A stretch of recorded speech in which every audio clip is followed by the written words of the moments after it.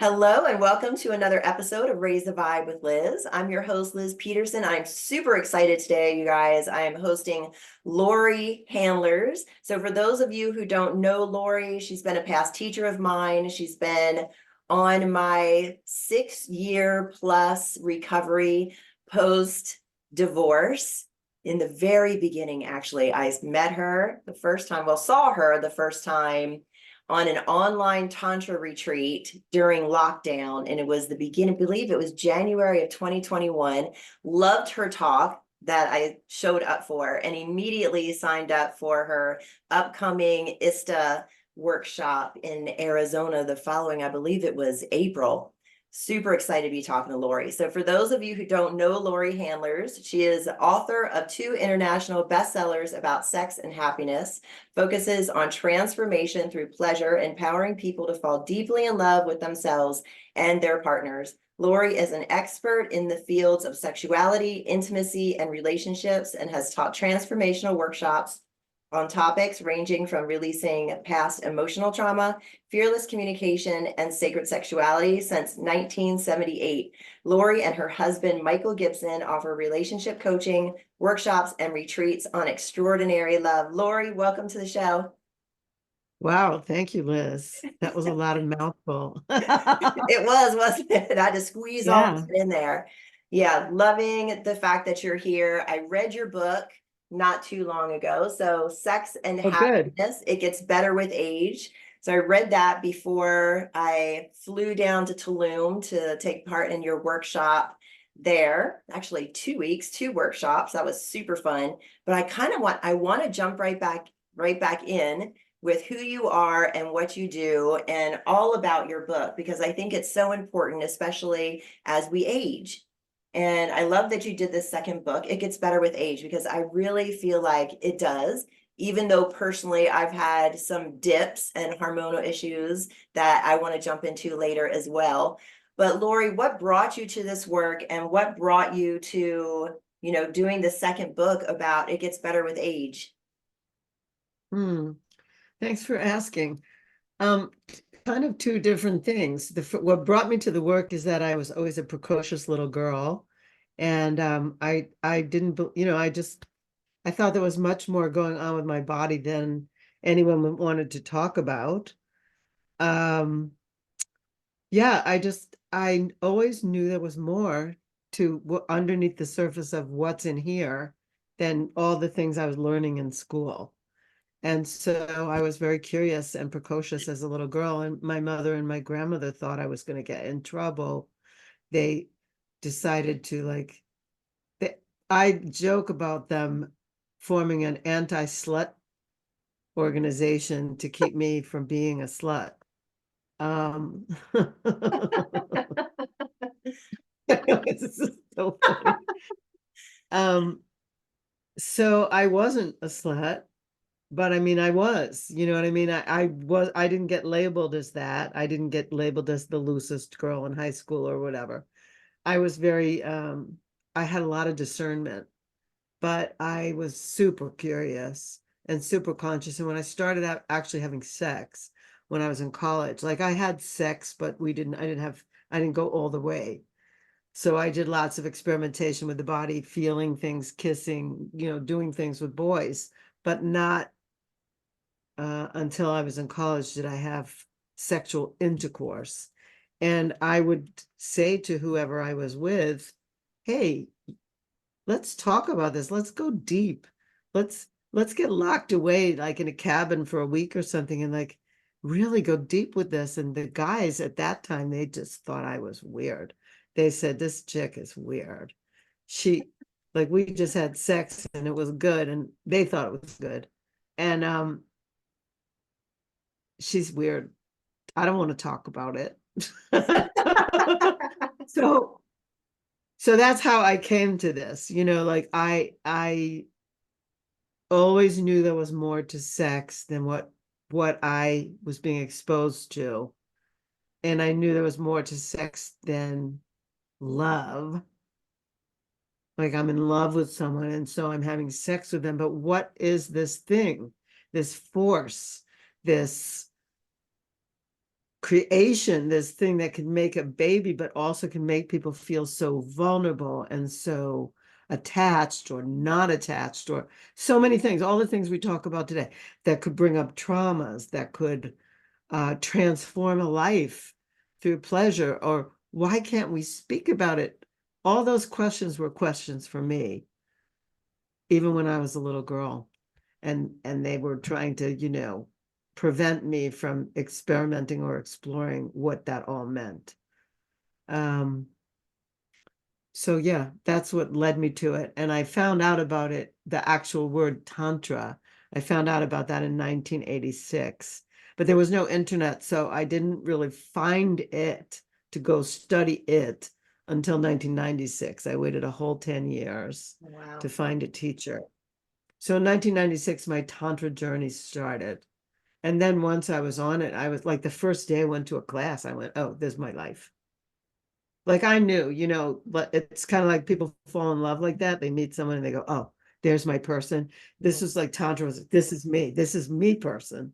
This is what I've been looking for and trying to find and trying to talk about my whole life. And I didn't know that actually a whole study and a whole set of practices and a science existed. So that's that. And then, so skip ahead to writing this book. So the first book that I wrote, Sex and Happiness, the Tantric Laws of Intimacy, I wrote that because when I was studying Tantra, a lot of things were missing. Today, we talk about boundaries and consent. There's Betty Martin's Wheel of Consent. We talk about the different interplays that you could have. You could have serving or taking. We didn't have any of that in 1996. And so my first book has to do with boundaries and consent and learning what it is that pleases me so that I could tell somebody else how to please me. And also, I have a chapter on honor your anger because I was shamed in the Tantra community because I was angry. Mm. I had anger. And when we were doing emotional release, like I yelled the most. I screamed, and people were frightened of the power of my anger. But through tantric practice and through emotional release, like my anger dissipated. I'm actually livable inside my own body now, which I wasn't then. So that's why I wrote that book. That book was about, the witness and moving in the unknown and boundaries and honoring anger as a valid emotion. By the way, Jill, just say, so people who are listening, if they don't, they go like this, they'll say again, this chick is weird. Anger informs us of when our boundaries have been trespassed. And it informs us of when we need a boundary and when we haven't had one. So anger is a very, very valuable emotion, but most people don't know how to deal with it. And so it's one of the ones that we wish would go away. Like, oh, anger is so hard to deal with. Like it's a bad emotion. We should just make it go away. And it's very useful. And the animal kingdom has it as well. Like they know when their boundaries are crossed, they roar or they growl or they do bark. And humans aren't allowed to do that. So anyway, I wrote the second book, the same title, Sex and Happiness. It gets better with age. Well, it's a funny story. I met a woman who wrote a book called What is Happiness and How Can I Get Some? I met her at a networking event and I thought, what a great book. I'll take this and I'll read it on the boat in Greece. I was going to Greece and I was going to different islands. And I thought, well, I'll read this great book. And I started reading the book and I didn't like it. I loved the title, but I didn't like the book. Mm. So I said, what am I going to do for 4 hours? So I started writing a book. I said, I know, I'll write a book. That's awesome. What's different in my life since I turned 60? And so I started making a list, and then I started making the chapters, and I started writing. I had 4 hours. So I just started writing the book because like I realized, like I found Tantra when I was 46. And at this point I was over 60 while I was in Greece. And so I just thought, I got to do something. So I'll write this book. So it just came out of me because I was in an adverse condition. I didn't have anything to read on the Greek boat. Well, I'm So glad that that's you it. had all those hours, and I'm glad that you met her and you realized, oh, I don't like this book. Oh, what do I do? Oh, start writing my own book. I think that's fantastic that Yeah. the universe opened up Yeah. for you that way because it's such an Yeah. important topic. You touched on a couple of things that I think a lot of women, especially in our generations, have experienced, the shutdown of our sexuality, the searching for that ultimate like sexual experience that you've maybe heard from your grandmother or your mother. I know that was my history, and like, okay, well, sex has shown up in my life, now, and it doesn't look or feel like, all of these stories that I'm hearing or what I'm seeing, when I sneak some porn or, something like that. And then you're talking about, the expression of emotion. I think both, and those things kind of go hand in hand because sex and sexuality is the expression of our feelings and our emotions and ourselves.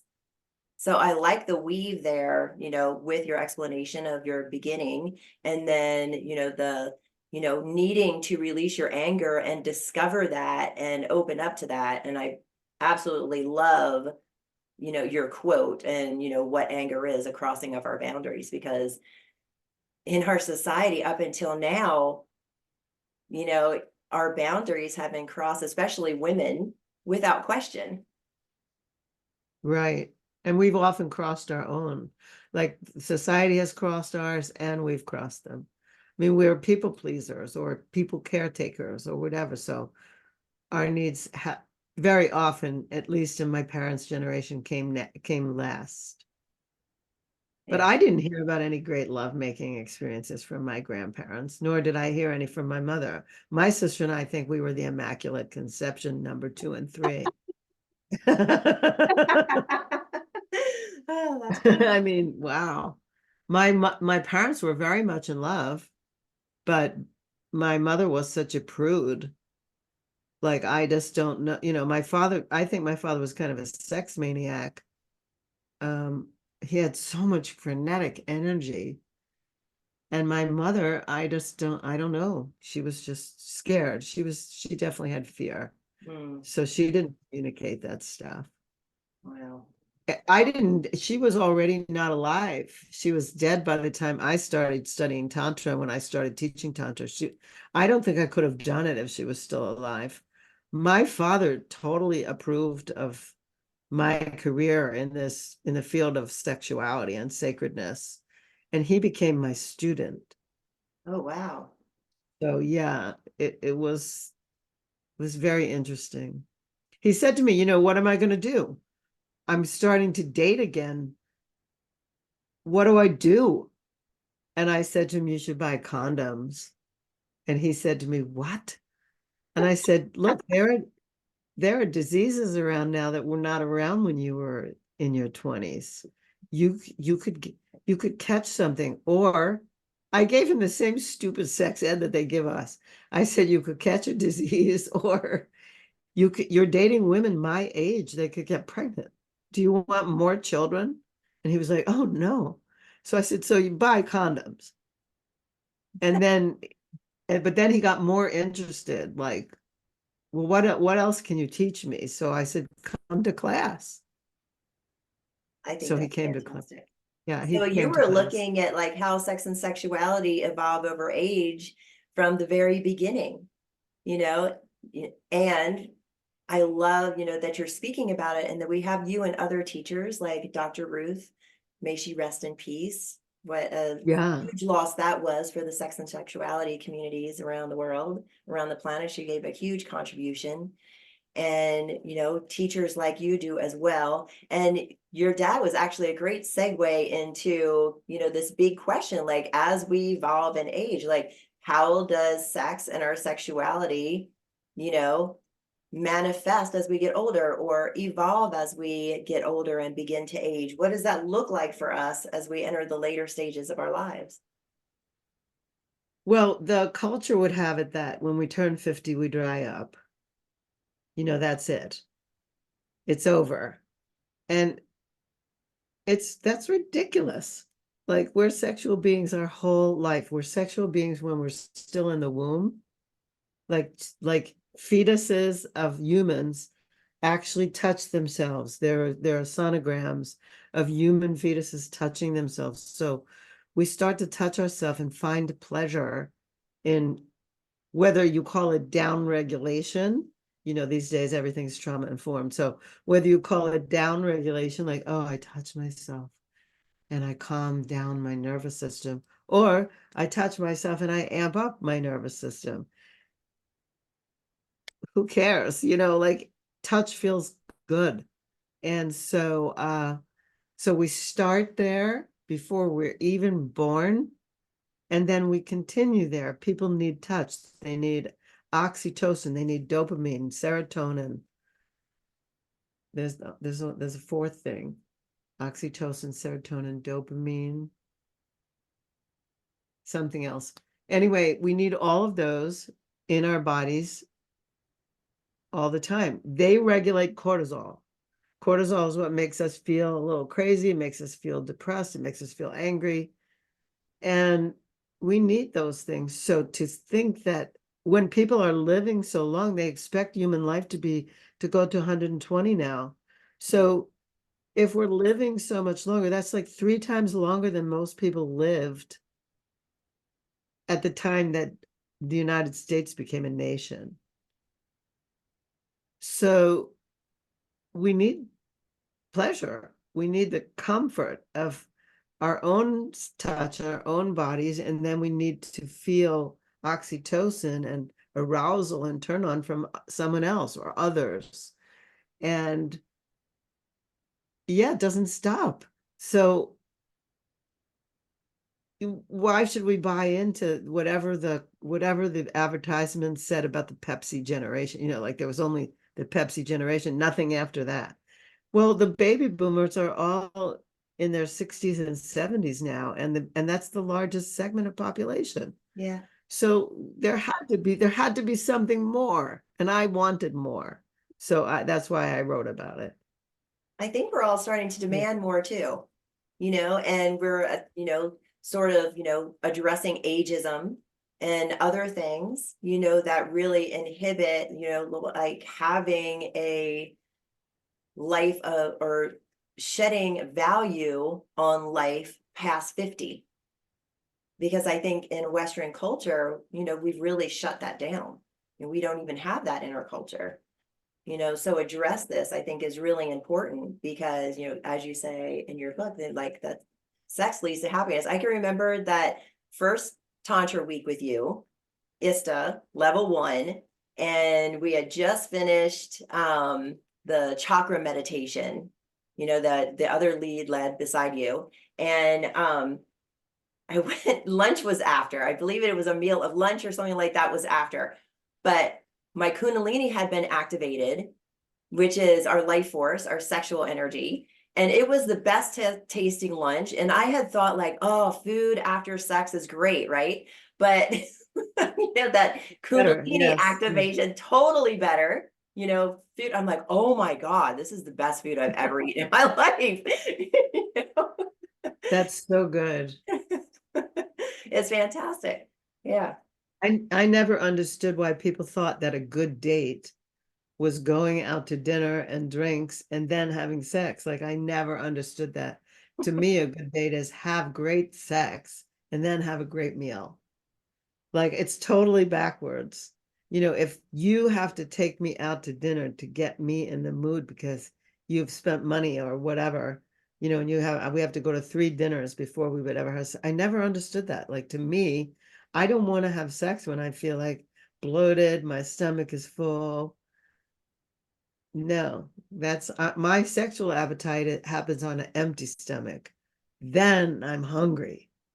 So thank Yeah. you for I saying know. that. Remove the contractual relationship where, oh, I spent money on you and taking you out to dinner, so now sex, right? And replace that with, like, set up a great buffet and set up the room for beautiful sex, light some candles, dim the lights, put on some great music, have beautiful lovemaking for hours, and then have the good snacks and the good drinks after. I agree. I mean, one of my best Exactly. experiences has been that, when somebody has set up like some food for us afterwards and what we might, want to eat or drink afterwards. And then we spend time lovemaking and then we just lay there and cuddle and talk about our juicy lovemaking and eat our delicious food and drink our delicious drinks. That's so great.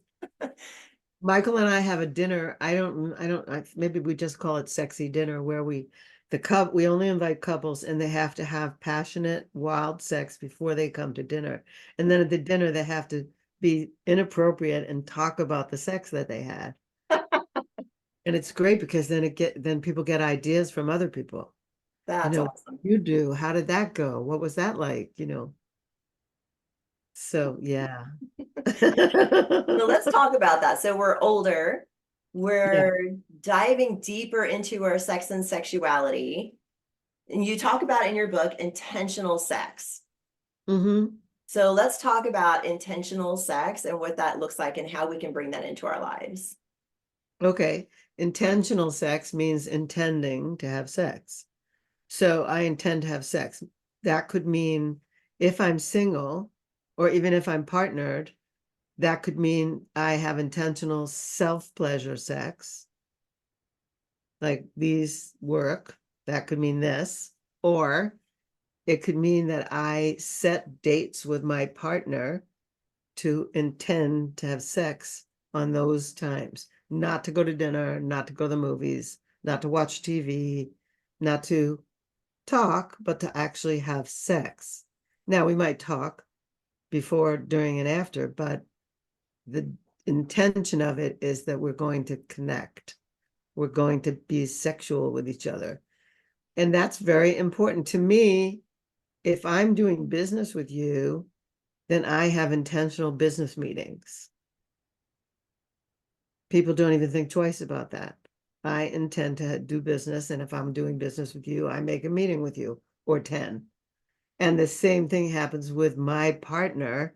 I need to have the business of relating is that I have to have intentional times that we are going to connect. Otherwise, in my life, the business of my day just gets away on me. Like if I don't have, if like I actually have a dinner, I have a movie and dinner date tonight, and it was scheduled 3 or 4 days ago because otherwise my day would get away on me and then I would be exhausted and then we wouldn't feel like doing anything. And that could rob a relationship of spark. Yeah. So the same thing happens. Michael and I think that seduction is a team sport. And so the same thing happens about sex. Like we need to seduce each other. Not just one person gets stuck with it. We need to seduce each other and then set an intentional date for connection and having sex. I love that. And you mentioned like the work day, you get busy, you're tired, you don't feel like it. So what do you tell those people who are like, oh God, but at the end of the day, I don't feel like it. How can I push past that to still have some intimacy with my partner or myself? Yeah, it takes scheduling intention, like having intention. I have intention to feel sexy. I have intention to want to be sexy. I have intention to want sex because pleasure is my birthright and I have the right to have that.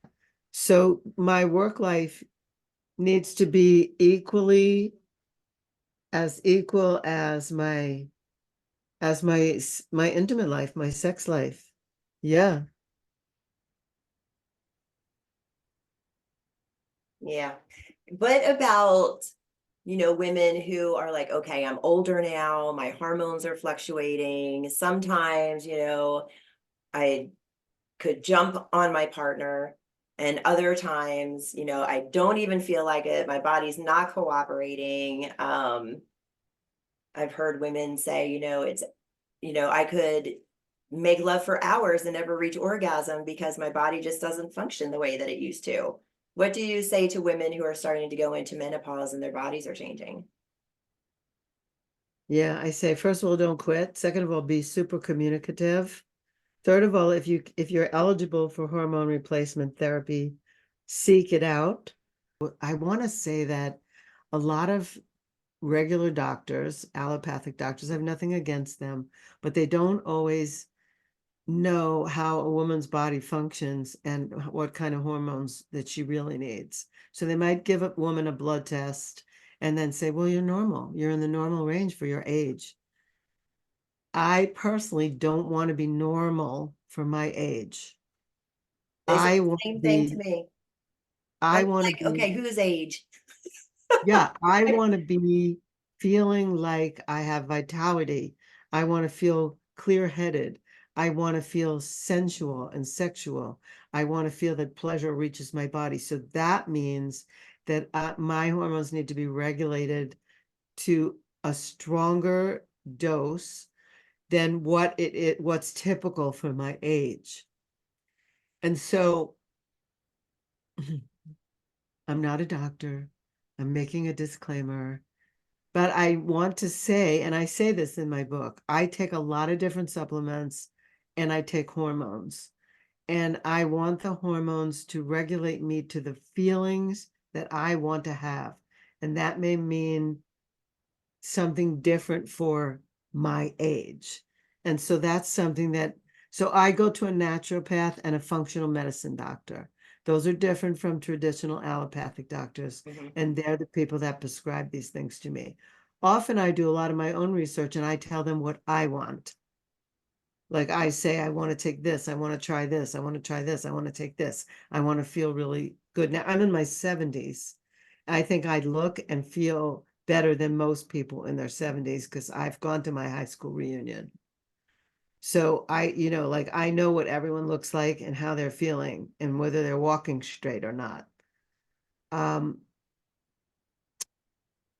Yeah, now I'm having challenges right now as we are on this show. I'm having hormonal challenges, and both my doctors, my naturopath and my functional medicine doctor, aren't agreeing right in this moment.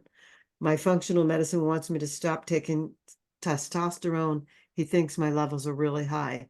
And my naturopath doesn't want me to stop taking testosterone, nor do I, because it's mixed in the cream that I have with my estrogen.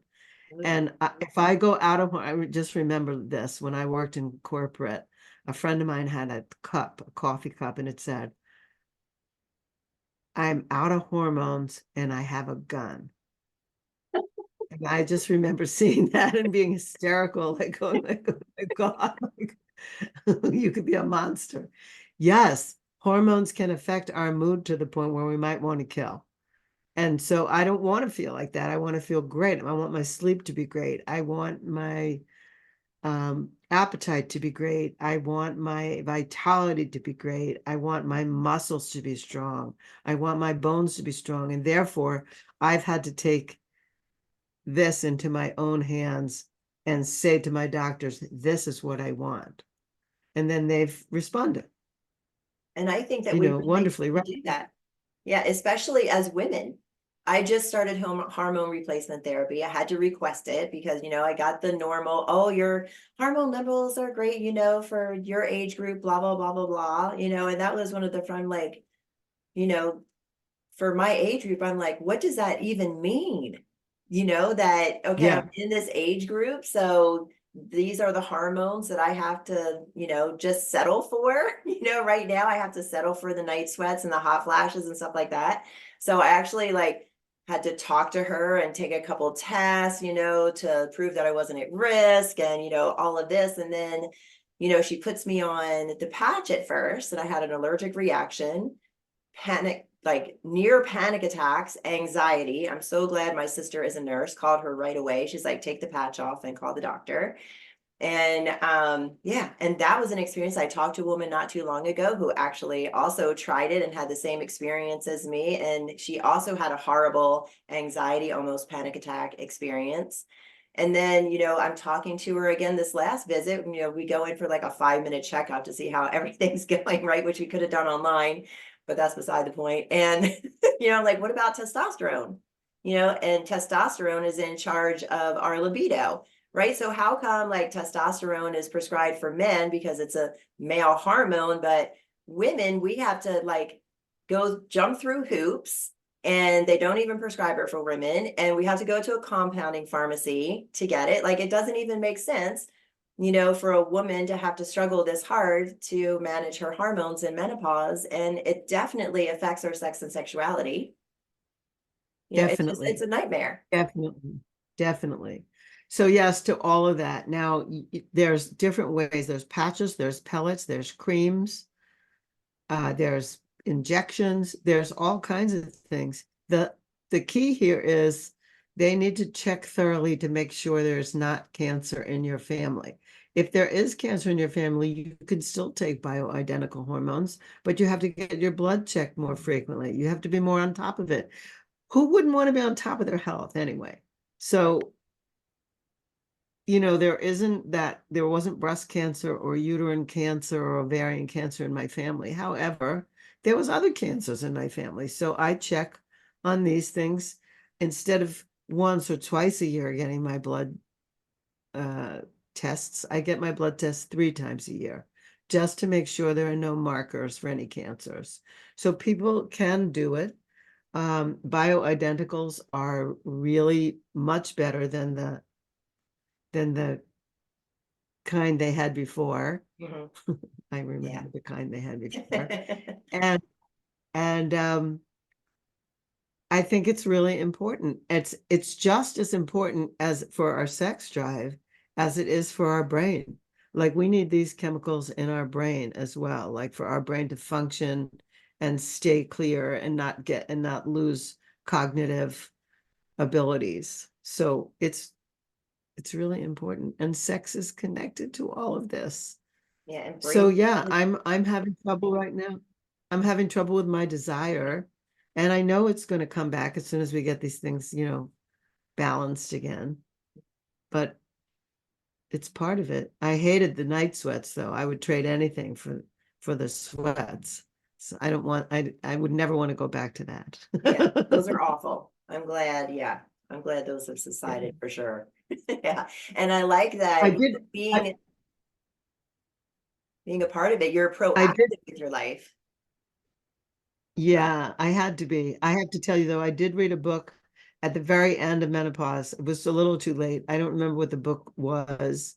It was something about feminine wisdom. And then it said, if your body's going through changes, don't resist. And I stopped resisting and things got easier. So I read that one sentence, don't resist.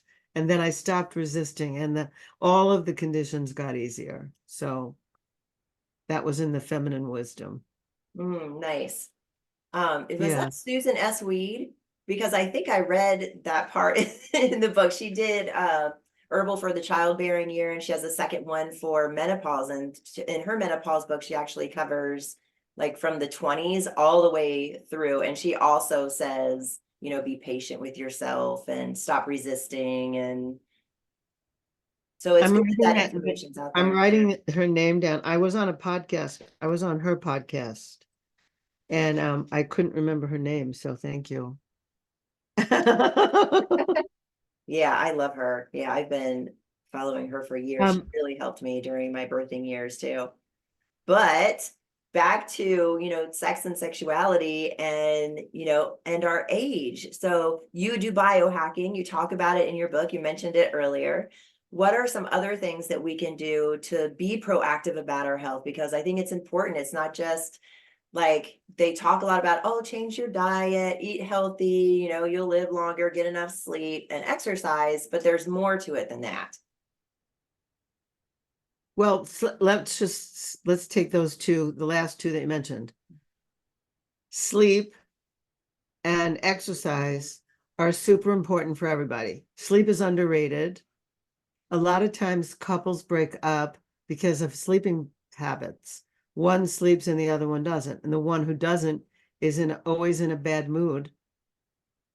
And the person who doesn't understand the bad mood doesn't understand that it's just a sleep pattern. So I say sleep is super important. my sleep expert says that we need to get 7.5 hours of sleep a night. So these people who brag about, I only need 3 hours of sleep. Well, actually, no, you need more. And professions where people stay up all night or don't sleep well, like pilots, nurses, doctors, it's that robs 15 years from people's lives in terms of biohacking things, biohacking statistics. Sleep is really important. There are sleep formulas that you can get. People could contact me if they want to. I mean, I can give a plug for, there's a wonderful doctor, Kirk Parsley. He used to be a Navy SEAL. He did all his studies on the Navy SEALs, and he has a formula that's all natural, that's organic, and you can take the formula, and I just prescribed it to a doctor friend of mine who doesn't sleep. Wow. And she's sleeping 7 hours a night. So sleep is really important. That's one. Two, movement and exercise. That's really important. They're saying that sitting, which I'm doing right now, and I think you're doing, that sitting is the new cigarette cancer. That sitting is claiming our lives because we weren't designed to sit.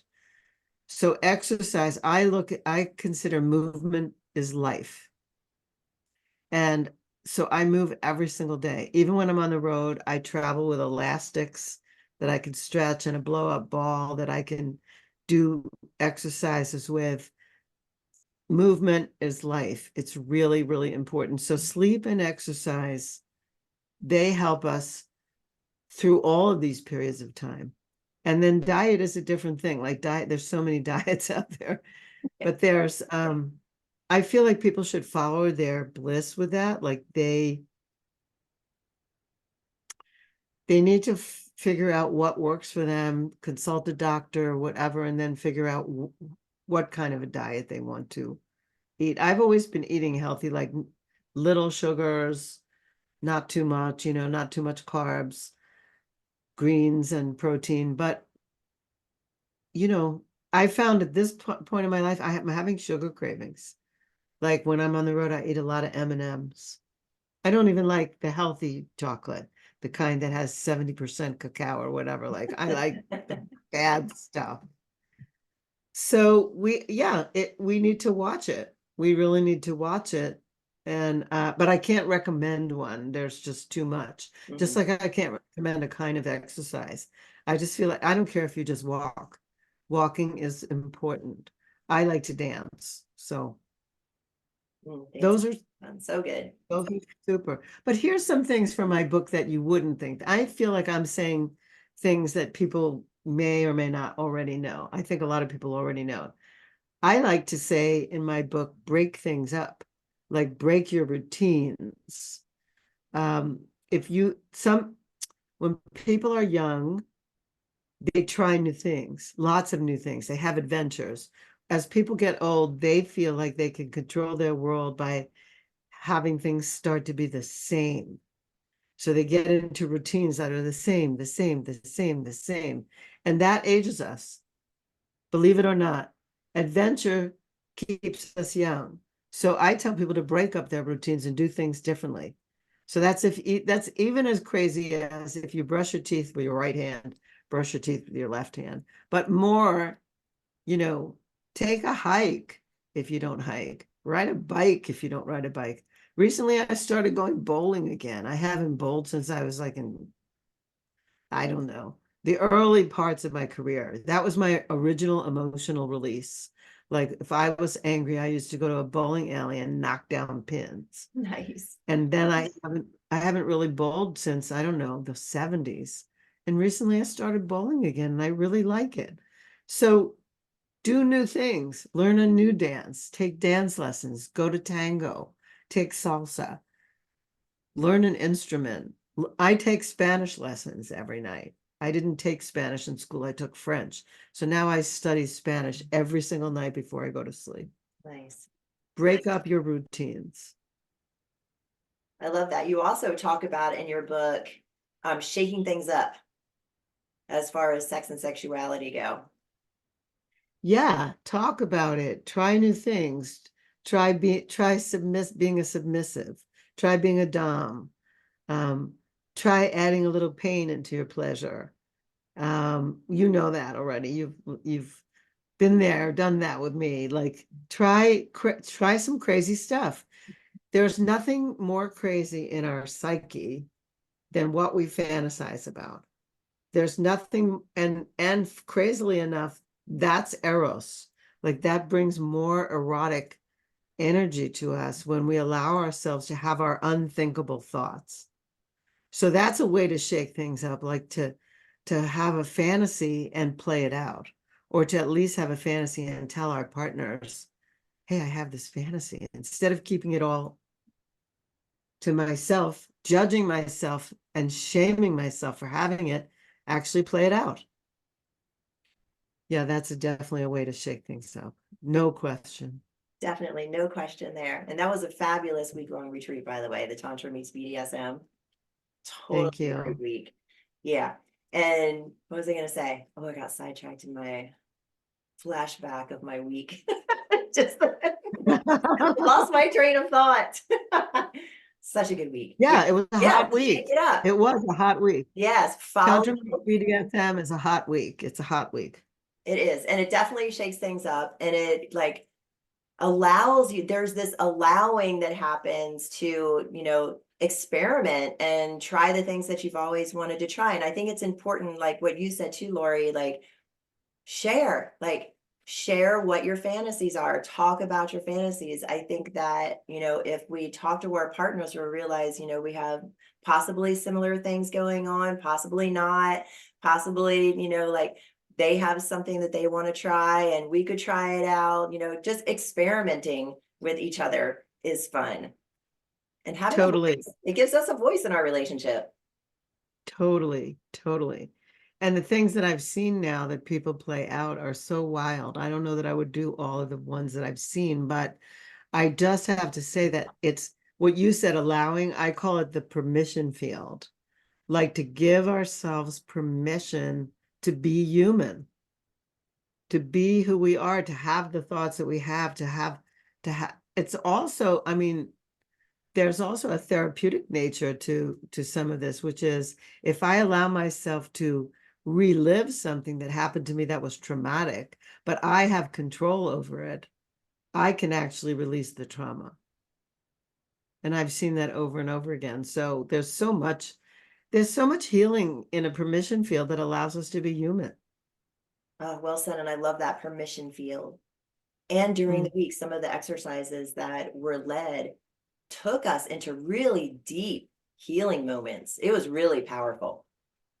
And a lot of it, Yeah. was like there were some practices that were minus the sex piece to be able to go to a place, in childhood or when we were teenagers or wherever, where we could walk ourselves through like kind of a reenactment and rewriting of something to repair the trauma or to heal the trauma that happened to us. It was really powerful. It was a powerful week. Amazing. Thank you. Thanks for saying that. I needed to hear that today. Oh, you're welcome. My Yeah. pleasure. Such a pleasure to have you on here talking about pleasure and sex and happiness. Oh, that's a question I haven't asked, from your book title, like sex and happiness. What is the connection? Like, what is the jewel that you would like to share with our audience today about that connection between sex and happiness? Yeah, good. Thanks. This is my belief system. I believe when people like, I think sex and happiness go hand in hand. Like, I know that sex is the vital life force. Like, sex is what made us. It's what got us here. It's the big mystery. I mean, scientists and doctors have told us that a sperm fertilizes an egg. So they got that part down, but they have no idea how it happens that life happens. They just don't. I mean, even though they can do it in a test tube, they still don't know how it happens, like the mystery of it. It's so powerful of a force. And so when people aren't exercising that, when they're not finding that pleasure in their body that erotically stimulates them, even in their mind that erotically stimulates them, I don't feel like they're living fully in themselves. They're not living embodied lives. So when someone says to me, I'm really happy, sex is over in my life, and I'm really happy now, I question that. I think that's like living between the ears, as talking heads. But I don't feel that that's being fully alive. So another piece to this is that the sexual energy is the energies of creation. So besides being the vital life force, it's also the energies of creation, and that's creativity. So there's the energies of creation. The sperm came together with the egg, and it made a baby. But there's also the energies of creation that make a cell phone, that make a microphone, that make a computer, that make Zoom, that make a podcast, that make a. So if someone's not using their creative energy, I don't think they're happy. Yeah. I assert that they're not happy if they're not using their creative energy, their creative life force, their vital life force in their lives. If they're unwrote, or they've numbed themselves such that they don't feel anything, they don't feel embodied, I can't believe that they're happy. I refuse to believe that they're happy, even if they tell me they are. I think sex has a lot to do with happiness, Mhm. and happiness has a lot to do with sex, but all underneath all that, underpinning, is creativity, creation. Yes. Human beings can do more than make babies. Oh, yeah. Oh, and creation is our birthright, along with, like you said earlier, that pleasure is our birthright. I was reading just recently in a lucid dreaming book, um, from a man that I interviewed maybe I think it was last season, Robert Wagner, and he talks about Maya.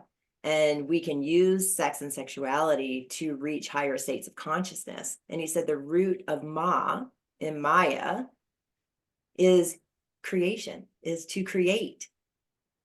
So it weaves all through, you know, our lives and the spiritual teachings that we all come upon, you know, that creation, the creativity, the second chakra, it's like when you're in a flow with life. I know when I'm in a flow with life, I'm in that creator energy.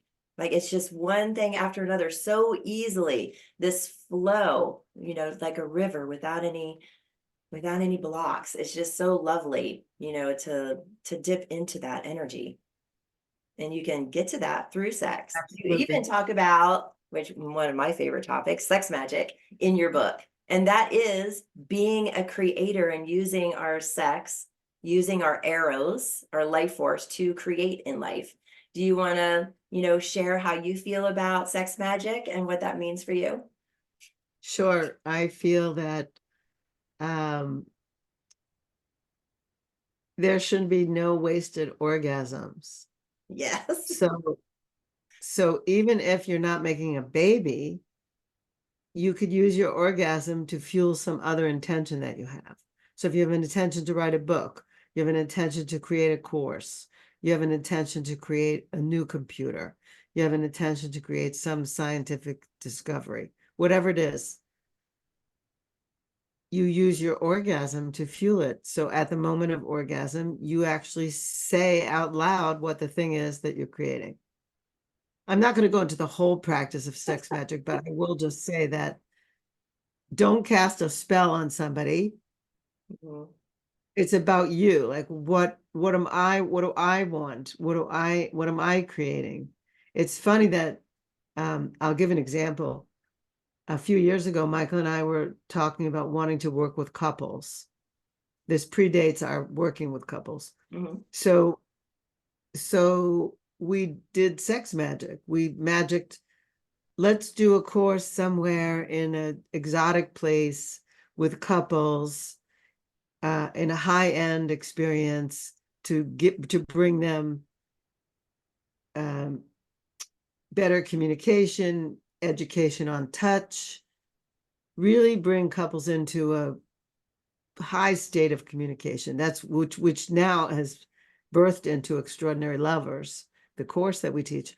But right after that, about a week later, this couple called us from the East Coast and they said, we're doing a couples retreat and we heard about you and we'd like to invite you to come and teach part of the course with us.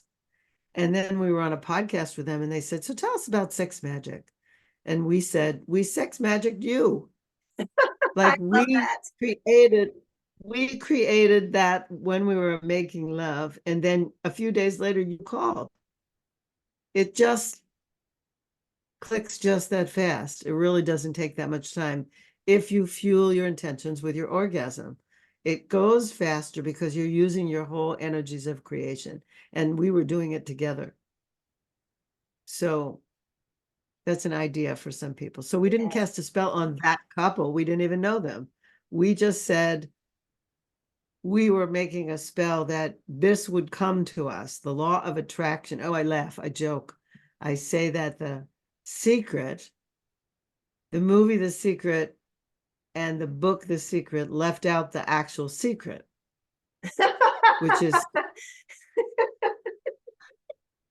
which is sexual energy. Like they didn't write at all about sexual energy or orgasm. They were being like too upper chakra spiritual. And Yeah, which like, everybody is. Yeah, everybody. That's what I realized too. Like all of the spiritual learning that I did, my 4 year school, the energy work, the Reiki, everything.